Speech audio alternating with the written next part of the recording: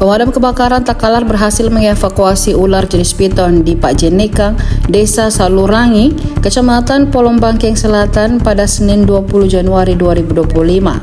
Ular tersebut dievakuasi di rumah Sanusi Dengsiki. Tim rescue damkar Takalar yang berjumlah 4 orang terjun ke lokasi pada pukul 12.30 waktu Indonesia Tengah setelah sebelumnya mendapat aduan dari warga. Ular dievakuasi di dalam kolong rumah panggung. Ular bersembunyi di bawah tumpukan kayu. Dengan cepat tim rescue berhasil mengamankan ular tersebut, panjangnya 2 meter. Saat diamankan, ular dalam kondisi tidak berdaya disebabkan baru saja melahap seekor ayam. Kepala Bidang Damkar Takalar Muhammad Said mengatakan ular tersebut adalah ular kedua yang dievakuasi Damkar Takalar pada tahun 2025. Katanya sebelumnya telah dievakuasi ular jenis yang sama dengan ukuran yang lebih kecil di Galesong. Kata Said, ular tersebut nantinya akan dilepaskan kembali, rencananya dilepaskan di hutan Kokmara, Polombangkeng Utara. Ini tadi di mana dapat?